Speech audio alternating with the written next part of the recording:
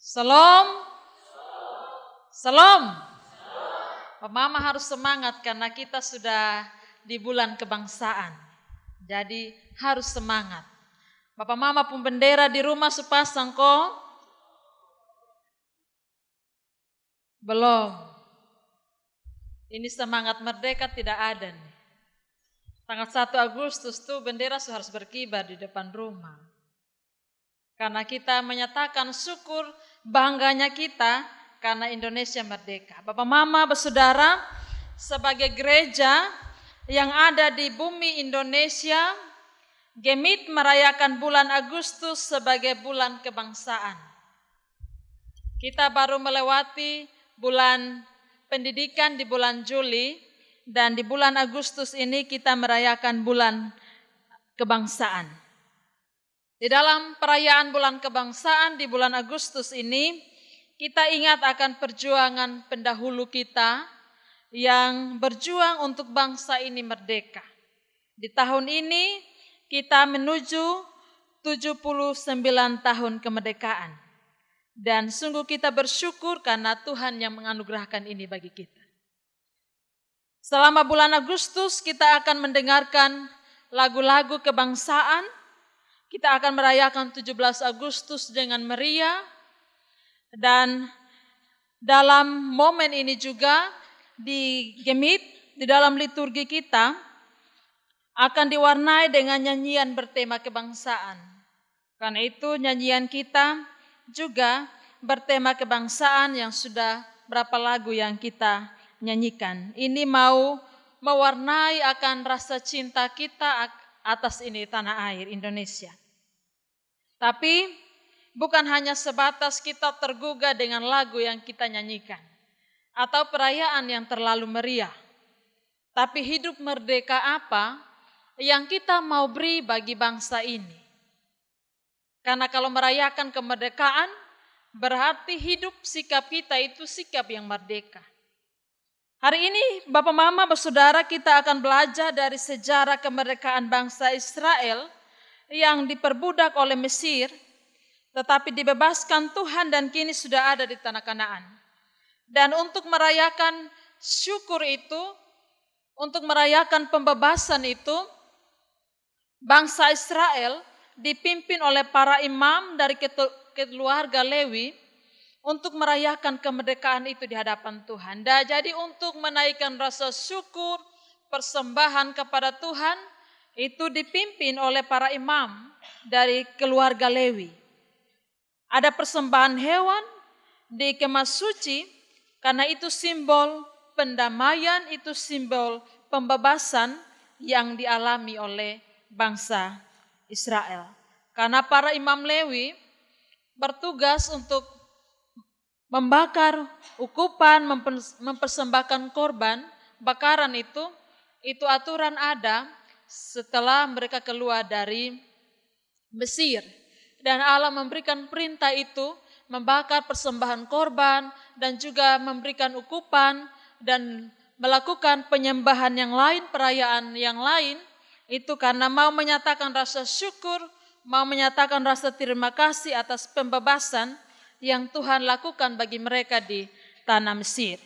Dan dalam pembacaan kita Bapak Mama ada imam, ada Hofni dan Pinehas keluarga Eli yang bertugas melayani upacara kurban pembebasan itu.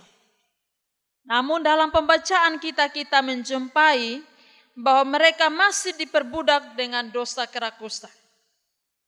Mereka mengambil apa yang menjadi bagiannya Tuhan. Para imam ini mereka melakukan tugas yang kudus. Karena itu mereka harus hidup kudus di hadapan Tuhan. Nah, kerakusan untuk mengambil apa yang menjadi bagian Tuhan dan juga hidup dalam dosa, bekerja tidak baik, melayani tidak baik itu yang Tuhan memberikan nubuatan tentang Eli dan kaum keluarganya. Jabatan imam itu jabatan yang mulia. Karena tugas imam, dia harus mempersembahkan korban di atas mezbah dan membakar ukupan. Karena persembahan umat kepada Tuhan itu diperantarai oleh para imam. Karena itu para imam harus hidup kudus, menaruh rasa hormat terhadap Allah di hadapan Allah dalam memberikan persembahan itu. Namun di dalam pembacaan kita, Bapak Mama bersaudara, kenapa ada nubuatan tentang Eli dan kaum keluarganya? Kalau kita membaca bagian Alkitab di pasal yang kedua di ayat 12 dan 13, anak-anak Eli, Hofni dan Pinehas ini anak yang dursila. Artinya anak yang buruk kelakuan, yang jahat dan tidak mengindahkan Tuhan, tidak menghormati Tuhan dalam tugas tanggung jawab mereka sebagai imam. Ada yang menjadi bagian Tuhan, yaitu persembahan yang terbaik yang harus diberikan kepada Tuhan. Mereka makan, mereka ambil dan makan kasih kenyang badan. Karena itu di dalam pembacaan kita, Tuhan bilang kamu makan untuk menggemukkan tubuhmu, badanmu. Dan Imam Eli, dia membiarkan anak-anaknya melakukan dosa ini. Entah karena dia sudah semakin tua dan anak-anaknya semakin kuat, muda, dan dia takut untuk menasihati anak-anak karena sangat jahat perbuatan itu, atau apakah karena rasa sayang itu. Tapi Imam Eli, dia tidak mampu untuk menasihati kedua anaknya. Dan seharusnya dia menegur, tapi dia membiarkan, dan keluarga para imam ini dalam kata dan tindakan itu tidak selaras.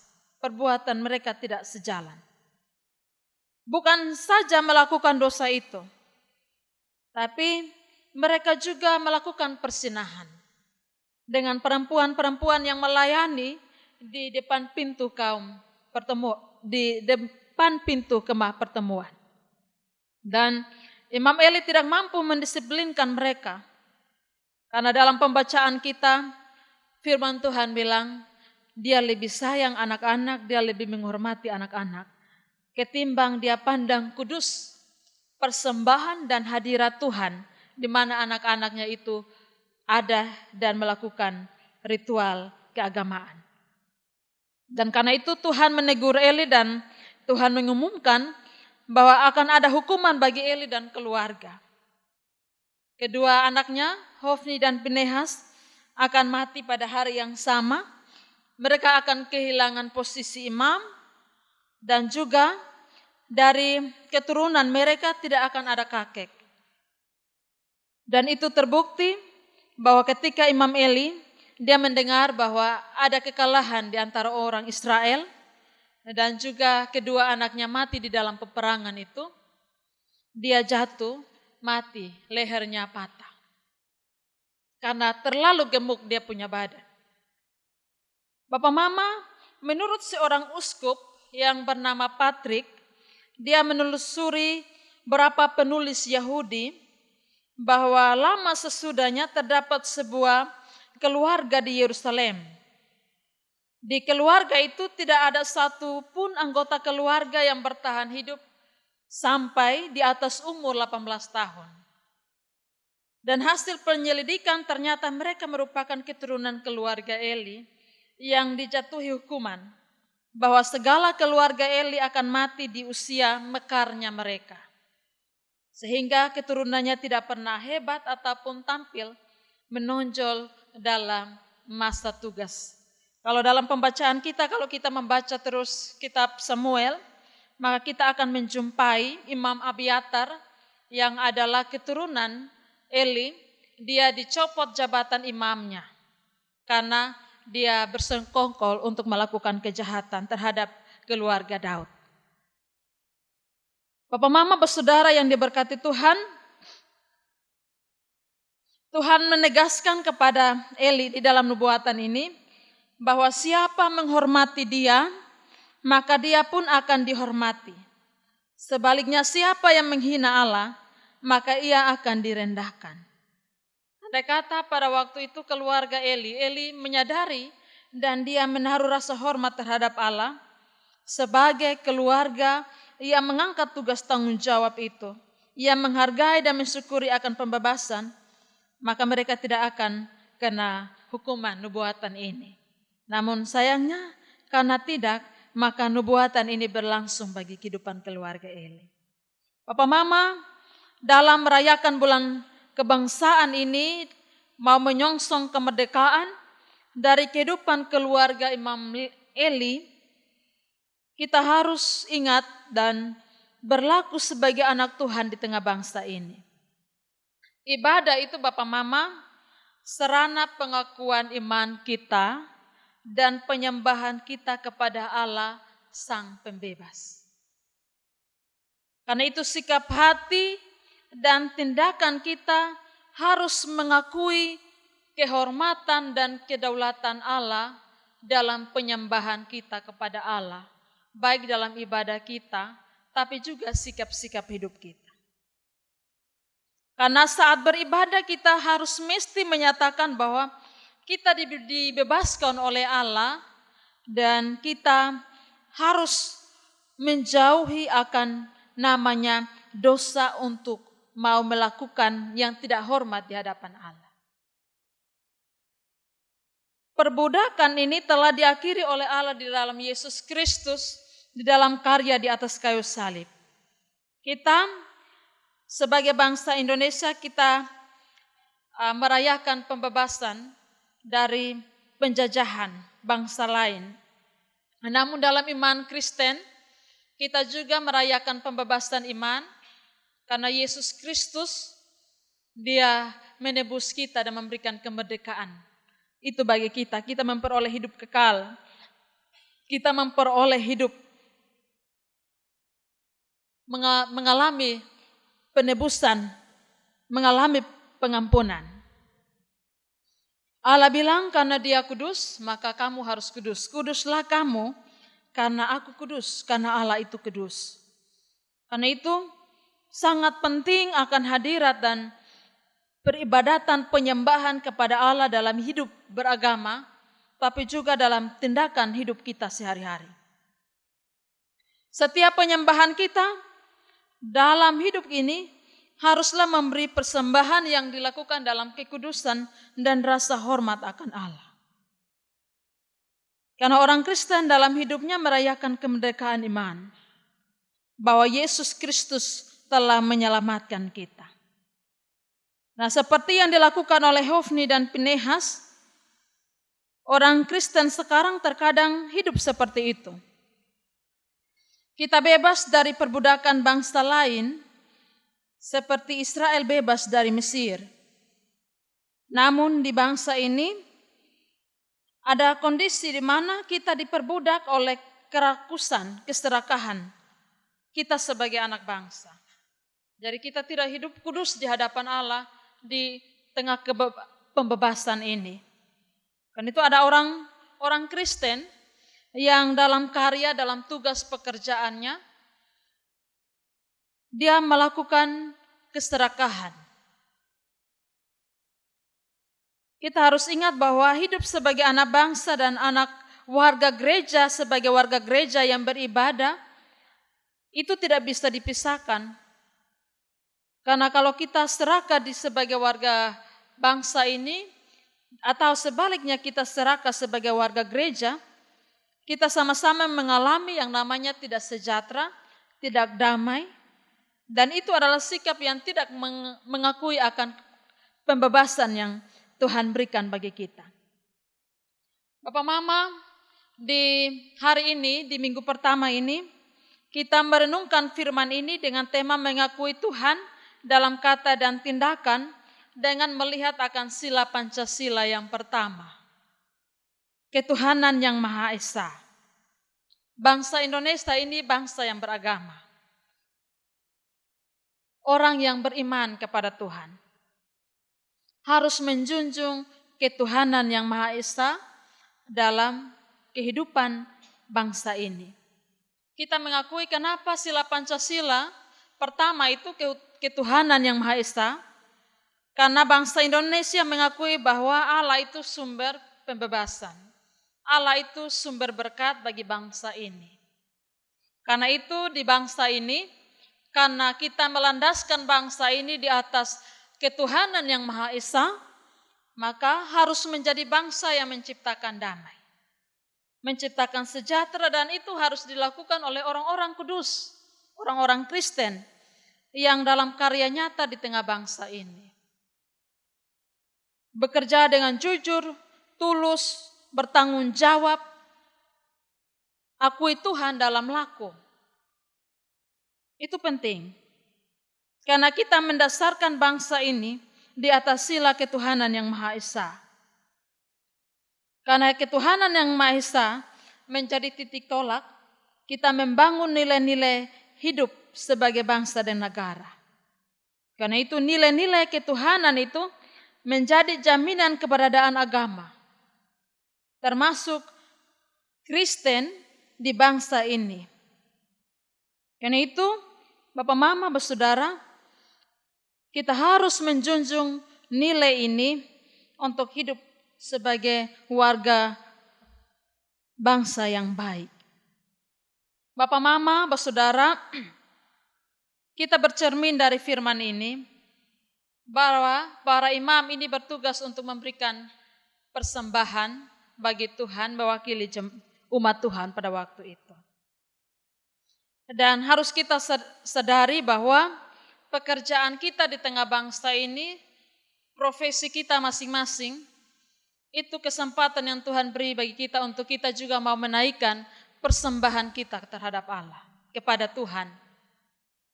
Mensyukuri akan semangat kemerdekaan ini, maka setiap kita berkarya, bercermin dari kehidupan keluarga Eli, masing-masing kita berkarya dengan memberikan persembahan yang memuliakan nama Tuhan. Jadi bangsa ini karena merdeka, kita memperoleh kesempatan untuk kita bisa bekerja dengan baik, kita bisa kerja sesuatu untuk kita makan dan minum. Syukuri itu, bahwa itu adalah berkat Tuhan bagi kita untuk kita kerja dan kita persembahkan pekerjaan kita menjadi persembahan yang berbau harum di hadapan hadirat Tuhan. Hargai waktu kerja kita, hargai kesempatan kerja itu dengan bekerja sebaik-baiknya bagi bangsa dan negara ini. Jadi harus disiplin dalam bekerja.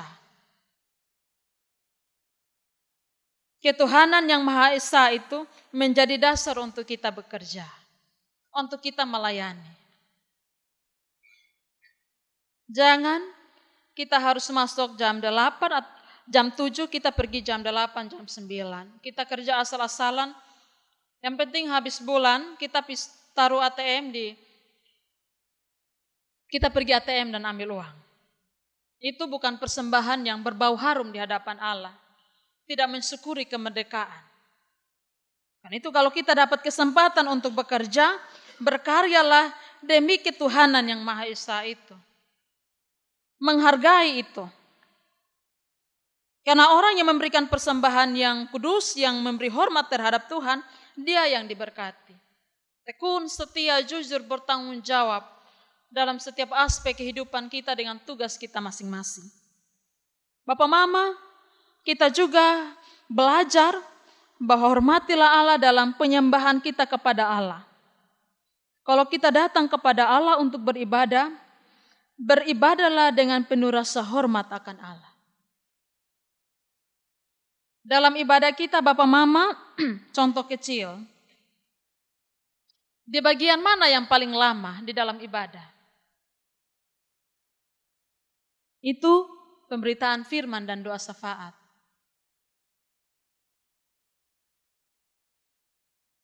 Kita diajar untuk menghormati Tuhan. Ada kita yang ketika ada di hadirat Tuhan, kita diajak untuk menghargai, menghormati kekudusan Tuhan. Jadi kalau kita datang gereja,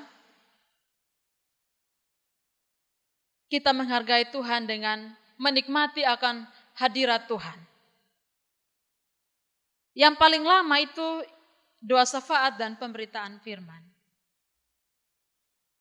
Sering terjadi, baik dari anak-anak sampai pada orang tua, di dua ini, ada yang akan keluar duduk di antara pastori dan aula.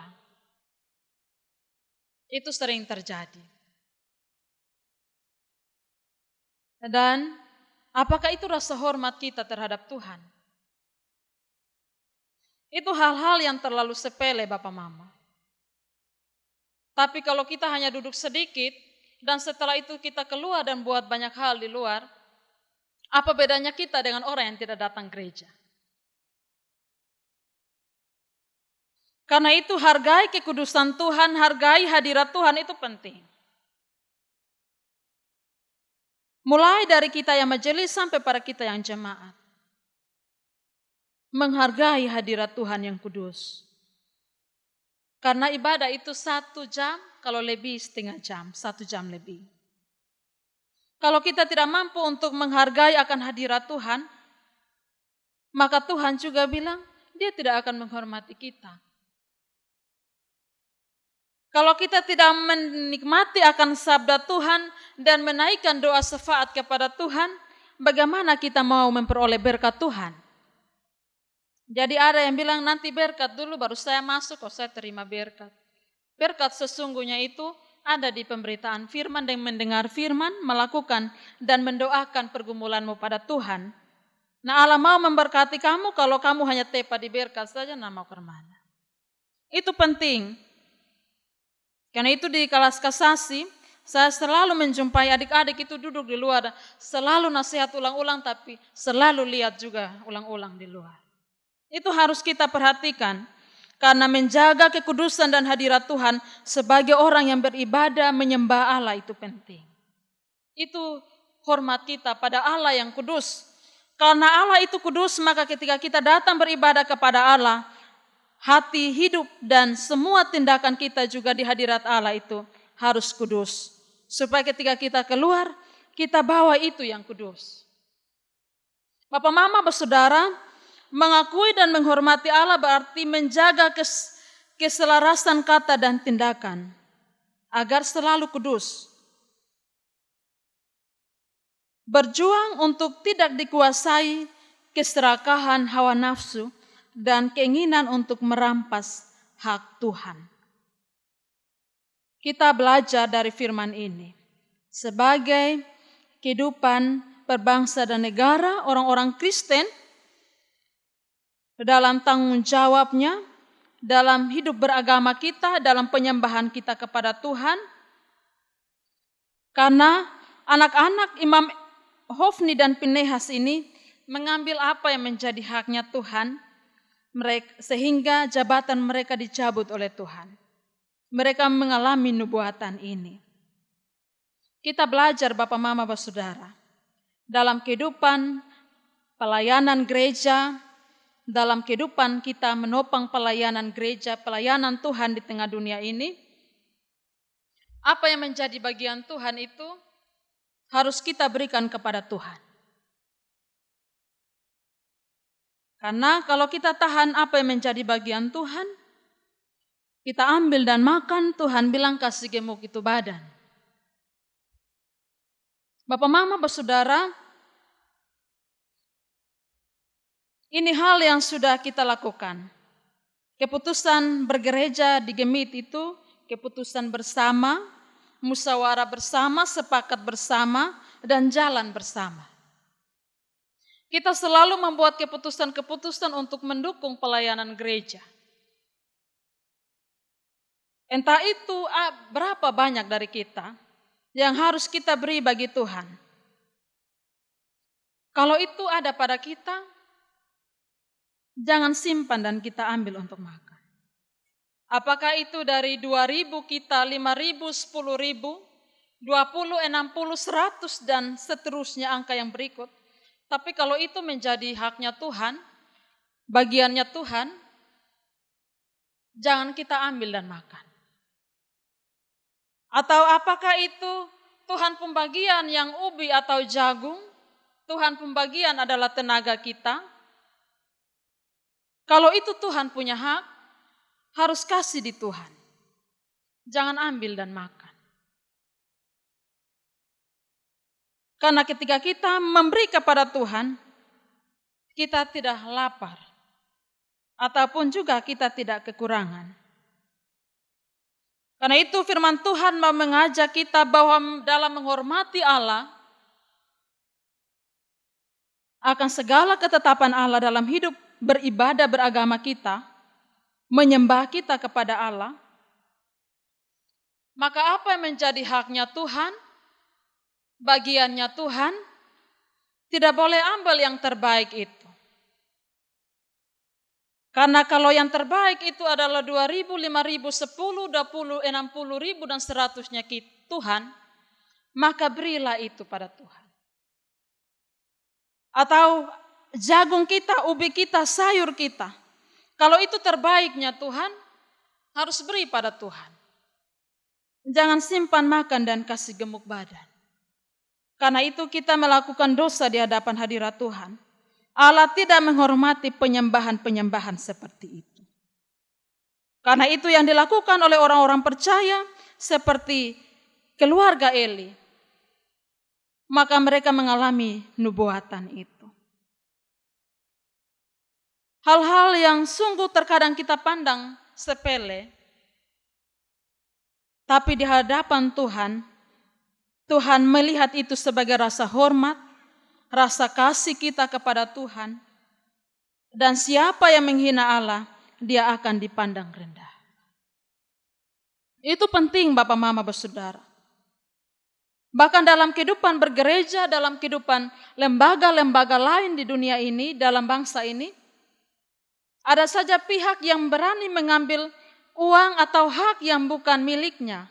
Dia bisa menipu, dia bisa manipulasi, dia bekerja dengan tidak maksimal, dia memberi waktu yang tidak penuh untuk dimanfaatkan bagi pekerjaan atau pelayanan dengan berbagai alasan. Itu bagian dari merampas haknya Tuhan. Karena itu sebagai bangsa yang merdeka, apa yang menjadi hak Tuhan, kita kerja dengan baik untuk kemajuan bangsa ini, kerjakan itu dengan baik. Kita belajar bahwa keteladanan para pemimpin itu menjadi penting. Karena ketika para pemimpin mengakui Tuhan dalam kata dan tindakan, itu menjadi suatu persembahan yang mengajak umat untuk melakukan hal yang sama. Karena itu Bapak Mama, itu penting dalam kehidupan. Kepada kita semua diberikan ada jabatan-jabatan khusus yang kita emban di tengah bangsa ini. Bukan saja di tengah bangsa dan juga di gereja. Kita memperhatikan itu supaya kita akui Tuhan dalam kata dan perbuatan kita. Dan itu menjadi hormat dan kemuliaan bagi nama Tuhan. Kita melakukan itu karena Allah lebih dulu melakukan itu bagi kita. Bukan karena kita melakukan supaya kita dapat sesuatu, bukan. Tapi karena Allah lebih dulu melakukan itu bagi kita, memberikan pembebasan itu, maka saya harus bekerja sebagai orang yang bebas tapi bermanfaat bagi bangsa ini. Kita juga belajar Bapak Mama bahwa jangan pernah lebih menghormati manusia dengan kejahatannya ketimbang takut Tuhan dan menghormati Tuhan.